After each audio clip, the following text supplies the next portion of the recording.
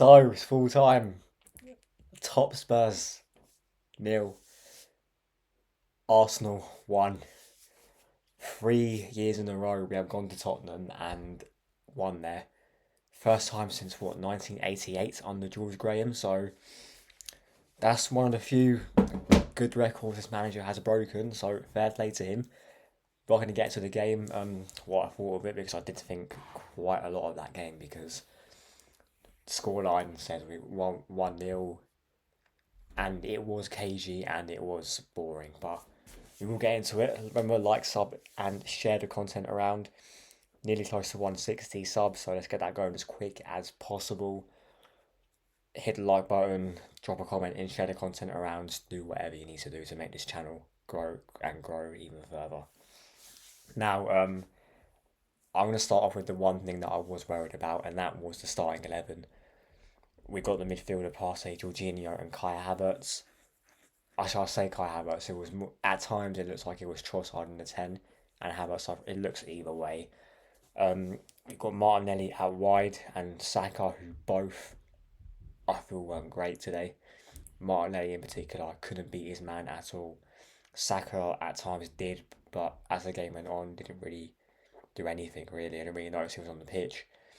I think Martinelli was the main one that everyone's going to be focusing on, because he had that chance in the first half.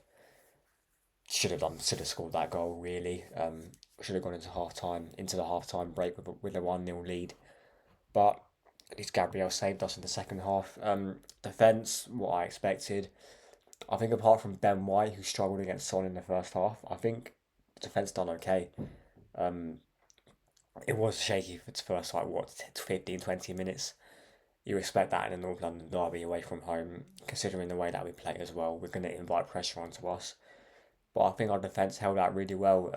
The midfield done all right, but the problem that was obviously there was in transition from attack to defence, that we know our midfield couldn't handle, which is why we had to rely on our defence so much. On the ball, didn't do anything wrong, but at the same time didn't do much right. Put us in, or I say not right, I say not anything outstanding. A few misplaced passes in the first half, from what I remember. Apart from that, the way that we set up was very reserved. And if you looked at our bench, it was terrible.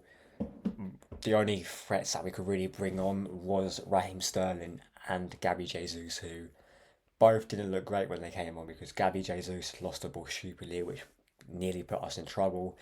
And Raheem Sterling, that one little cameo where he tried to cut inside, and just hesitate, that's going to sum up Raheem Sterling's Arsenal career and his career in general. That in that one phase of play, so it's going to be a long, long day when he's starting, because we're going to have a lot more of that and a lot of impatience with this guy. But yeah, the game went how I pretty much expected it to.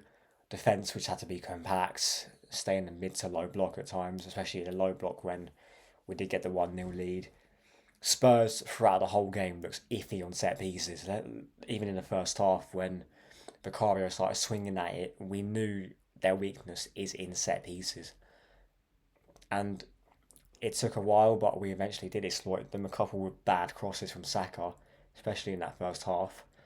But in the second half, when it mattered, Gabriel doing well to fight off Romero and pretty much have a free header, really. We know how bad Tottenham are at corners with their marking.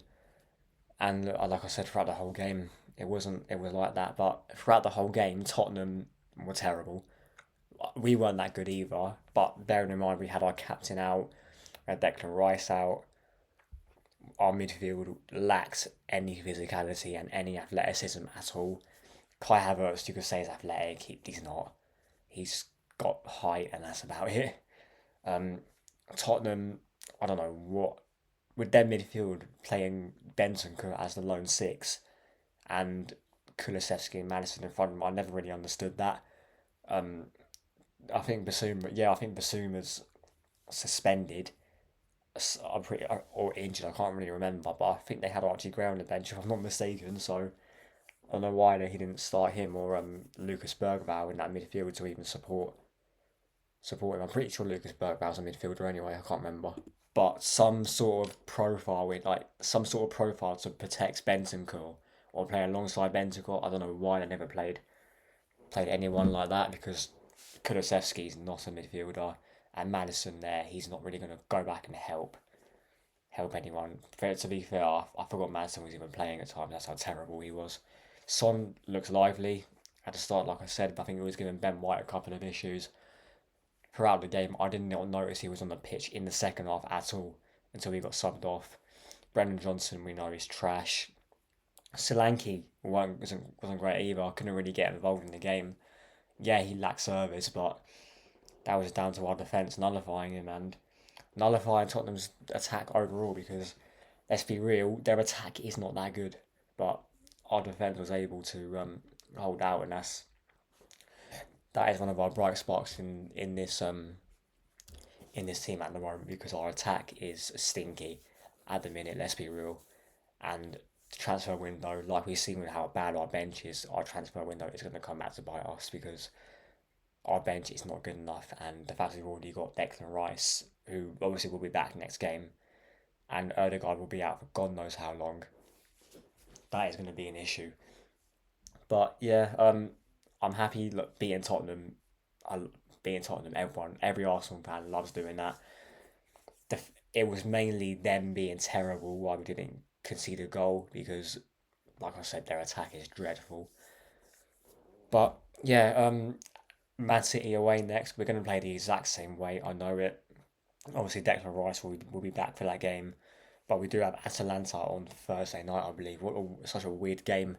Sorry, a weird day for a Champions League game because that's normally Europa League. But games are coming thick and fast, and look, we need to get points on the board in the Champions League and in the Premier League, especially the next two games. Because I thought we need to start. We need to kick off the Champions League in the right manner, and we need to get a win at Man City. In my opinion, the fact we dropped points to Brighton, we have to go win at the Etihad if we are serious about winning this league title.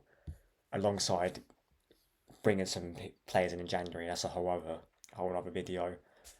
But we need to go get the win at the Etihad, and that all starts before that with Atalanta, which preview will come out day before. Same pattern as you see with these videos. I'll do the three things that we learned tomorrow, or I'll try to anyway if I've got the time after work. But yeah, there will be regular content, or I'll try to make some regular content, whether it's a short or a video. We don't know, but yeah, nice to be Tottenham. 3 wins in a row at their ground. Fair play to Mikel Arteta. First time he's done it since George Graham, and even Arsene Wenger couldn't even do that. So fair play to him. Remember, like, sub, and share the content around, and I'll see you lot in a bit.